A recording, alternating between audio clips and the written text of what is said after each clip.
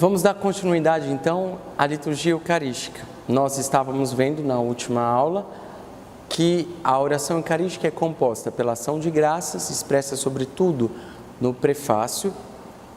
Logo em seguida vem a aclamação da santidade de Deus, do Senhor que faz maravilhas.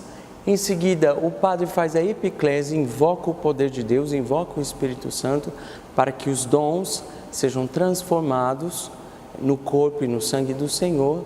Logo depois ele faz então a narração da instituição, ou seja, ele proclama as palavras que o próprio Cristo disse e as proclama em nome de Cristo.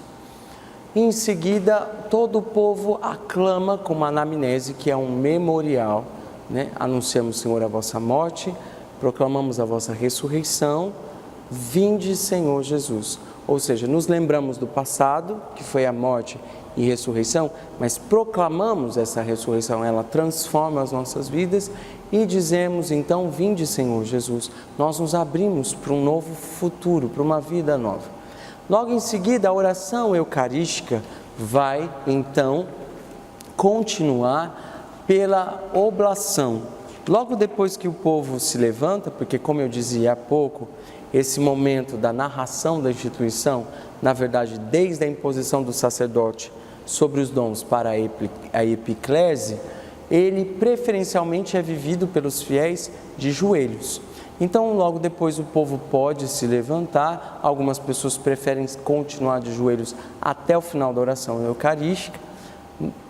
O povo se levanta e o padre pode então continuar a oração eucarística com o que chamamos agora de oblação, Celebrando, pois, a vossa morte, a memória da morte e ressurreição do vosso Filho, nós os oferecemos. Oblação significa oferta. Nós os oferecemos, ó Pai, o pão e o vinho. O povo, juntamente com o sacerdote, e o sacerdote é que proclama a oração eucarística, oferece a hóstia. E não só oferece a hóstia santa, o corpo e o sangue do Senhor, o sacrifício perfeito, o pão da vida, e oferece também, pede, suplicando que Ele se torne uma oferenda perfeita, Que participando do corpo e sangue nós sejamos reunidos pelo Espírito num só corpo, ou seja, que sejamos uma oferenda também, não só que façamos oferenda de algo, mas que sejamos nós, o corpo de Cristo, uma oferenda. Depois começam-se as intercessões, Então depois da oblação, que é esse pedido de santificação da hóstia, mas também um pedido que o corpo seja santificado, que a gente cresça na união com Cristo, nós vamos fazer as intercessões, intercessão pela igreja, intercessão pelos fiéis, vivos e mortos, E então essas intercessões nesses três sentidos, Pela igreja, pelos fiéis, vivos e mortos, é o que dá a sequência da oração eucarística. Então, nós rezamos pela igreja e por todos os filhos da igreja. E a oração eucarística vai então se encerrar com aquilo que chamamos de doxologia final, ou seja, com a glorificação de Deus por parte do povo, que é o padre que inicia dizendo: por Cristo, com Cristo e em Cristo, a vós, Deus Pai Todo-Poderoso, na unidade do Espírito Santo, toda a honra e toda a glória, agora e para sempre. E o povo responde com um belíssimo amém, de preferência cantado, cheio de referência, dizendo mais uma vez: isso é sólido, é nisso que eu creio, é aí que eu deposito a minha fé. Eu queria aproveitar para dizer, terminando então a oração eucarística, que a oração eucarística deve ser vivida na exigência de uma escuta de coração atento e também com silêncio, porque é um momento onde Cristo vem realmente na presença real através do pão e do vinho. É por isso que nós nos ajoelhamos, é por isso que precisa haver este silêncio, É um momento de muita devoção, de muito amor, E é preciso então tomar cuidado para que não seja vivido de qualquer jeito. Se possível, fique de joelhos. Se a tua saúde não te impede, faça isso de joelhos. Se dobre, prostre o seu coração diante de um mistério profundo, que é a celebração eucarística, o momento da consagração. Então nós vimos até agora o tomar o pão e a ação de graças, expressos então na apresentação das ofertas e na oração eucarística. Logo em seguida, Jesus então partiu o pão. E é nesse momento que nós entramos então agora na liturgia eucarística, na fração do pão. Para viver esse momento, nós iniciamos com a oração que o próprio Cristo nos ensinou, a oração do Pai Nosso. O padre faz uma munição, ele prepara e convida o povo para a oração do Pai Nosso e logo em seguida então todos juntos rezam ou cantam o Pai Nosso.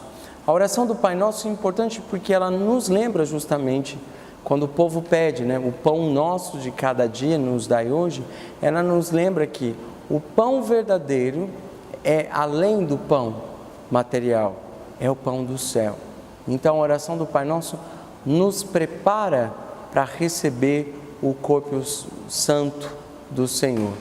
Logo depois da oração do Pai Nosso, o padre continua sozinho a oração, o povo não diz amém e o padre continua sozinho a oração. Livrai-nos de todos os males, ó Pai, e dai-nos hoje a vossa paz, e etc. Essa oração é chamada de embolismo, onde o padre pede para que o povo seja liberto do mal.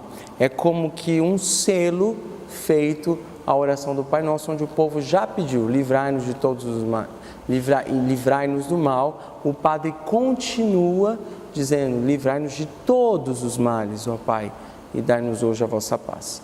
Então, um embolismo que é encerrado por uma pequena doxologia que o povo faz, Vosso é o reino, o poder e a glória para sempre. Amém. É por isso que não foi dito amém antes, porque a oração do Pai Nosso, na verdade, se termina com essa doxologia. Por isso que na missa nós não dizemos o amém logo no final da oração, Talvez você não tenha percebido isso, mas isso é algo importante, porque a oração continua. Logo em seguida, ainda para preparar a fração do pão, o padre faz a oração de pedido da paz. Senhor Jesus Cristo, que dissestes aos vossos apóstolos, eu vos deixo a paz, eu vos dou a minha paz. Não olhei os nossos pecados, mas a fé que anima a vossa igreja. É preciso lembrar que a paz não é só um sentimento de unidade, um sentimento de ausência de conflito. A paz que nos vem do Senhor é a reconciliação com Deus. E é por isso que nós fazemos essa oração antes de comungar. Ela não é só uma unidade entre pessoas. A paz que nós pedimos é a reconciliação perfeita com Deus, que provoca a unidade com os irmãos, sim, e a unidade com os irmãos é sinal da reconciliação com Deus. Então, faz o pedido de paz e de unidade, e depois disso, vem então a fração do pão, e o padre vai partir o pão, ele vai pôr uma pequena partícula do pão no cálice sagrado, mostrando a unidade entre as espécies do pão e do vinho, a unidade do corpo de Cristo. E enquanto ele faz isso, ele faz uma oração preparatória para a sua própria comunhão. Na verdade, ele primeiro faz uma oração sobre o pão e o vinho, enquanto ele quebra e coloca, e logo em seguida ele faz uma oração que o prepara para comungar de coração sincero. Enquanto isso, o povo canta ou reza a oração do Cordeiro de Deus, Cordeiro de Deus, que tirais o pecado do mundo, tende piedade de nós, por 2 vezes, e na última vez, dai-nos a paz. Depois, inspirado no Santo Evangelho, o padre vai tomar o pão e apresentar ao povo, dizendo, eis o Cordeiro de Deus que tira o pecado do mundo. Na verdade, ele faz um convite primeiro à comunhão, mas aí nós já estamos passando para o momento onde Cristo dá o pão para os seus discípulos. Então, logo em seguida, depois da fração do pão, o padre já entra nesse quarto momento do rito eucarístico, que é a distribuição, mas primeiro há um convite, né? Como Cristo disse, tomai todos e comei, ele convidou o povo, o padre, em nome de Cristo, vai convidar o povo a comungar, dizendo, felizes os convidados para a ceia do Senhor. E logo em seguida ele toma então o versículo bíblico dizendo, eis o Cordeiro de Deus que tira o pecado do mundo, e se junta a toda a assembleia num ato de humildade, dizendo, Senhor, eu não sou digno de que entreis em minha morada, mas dizei uma só palavra e serei salvo, que também é um versículo bíblico. Em seguida o padre faz a genuflexão, assumindo a sua posição humilde diante do corpo de Cristo e comunga do corpo de Cristo. O canto de comunhão deve começar no momento que o padre comunga, né? E logo em seguida, então, vem a procissão para a comunhão, onde o padre e os ministros vai dar para o povo o corpo de Cristo, justamente como Cristo fez. O corpo de Cristo, apresentando, este é o meu corpo, Cristo fez, o padre vai dizer, o corpo de Cristo, e o fiel deve responder de forma clara, amém. Justamente isso é bem importante, duas coisas. A procissão é importante, né? Ao menos que as pessoas não possam caminhar em procissão por um motivo de saúde, ela tem uma importância enorme, por causa justamente da questão de que é a esposa que vem ao encontro do esposo que veio para ela. A esposa vem receber o corpo santo do Senhor, a igreja esposa. Então, a procissão eucarística também tem um sentido esponsal do povo que se avança em direção a Cristo. E é muito importante saber que é o momento em que o povo vem até o altar, o lugar do encontro, onde o céu desceu, né? Nós aclamamos essa descida do céu ali no altar, juntamente com os sanctus, né? Com o santo. E agora o povo então vem ao encontro dessa bênção que está sobre o altar para receber o corpo santo do Senhor. A esposa vem acolher o esposo que se deu e veio para ela. Então, os cantos eucarísticos, os cantos de comunhão, precisam enfatizar esse momento de alegria, né? Que não é um momento eufórico, mas um momento de alegria, da acolhida da vida de Deus. E é bem importante também que os fiéis comunguem, em primeiro lugar, de forma consciente, e comunguem dizendo amém, quando o ministro apresenta o corpo de Cristo, para dizer, eu creio nisso que eu estou vendo e que eu vou comungar. E esse pão não é um simples pão, é o corpo do Senhor, eu creio nessa verdade. Essa é a primeira condição, né, de uma participação ativa. Outra coisa que é bem importante os fiéis analisarem para celebrar bem a comunhão do Senhor, na hora da comunhão, é que a igreja, a Santa Igreja, nos permite comungar de duas formas. A primeira delas, acredito eu ser a mais ideal, é que nós comunguemos diretamente na boca, né? Então, dessa maneira, o fiel é chamado a dizer amém, em primeiro lugar, em seguida a abrir bem a sua boca, também a colocar a língua próxima aos lábios inferiores, para que o ministro possa depositar na sua língua a comunhão eucarística. Então, você não precisa colocar toda a sua língua para fora. Eu vou mostrar aqui para você ver. Você pode fazer simplesmente assim. Você não precisa colocar toda a língua para fora. Mas o que é importante? Que a sua língua venha para frente e que você abra bem a boca para que o ministro não tenha necessidade de colocar o dedo dentro da sua boca, né? Então, isso favorece que você comungue corretamente e também que simplesmente a saliva possa fazer com que a comunhão adira à sua língua, né? E também você pode comungar, embora eu não creia que essa seja a melhor maneira, mas a igreja nos permite que nós comunguemos na mão. A comunhão na mão deve ser feita recebendo Jesus nas mãos, em forma de trono, onde a mão esquerda está acima da mão direita. Mas você deve esperar que o ministro coloque a Eucaristia nas suas mãos. Então você diz amém, ele coloca e só depois você toma a Eucaristia e comunga. Por que não acredito que essa segunda maneira, embora aconselhada e aceita pela igreja, seja a maneira ideal? Porque nós estamos expondo o corpo santo do Senhor ao risco de cair, ao risco de você pegar de alguma maneira e ela não der certo. É muito mais seguro você comungar diretamente na boca e a gente com isso tem a consciência do que significa essa comunhão.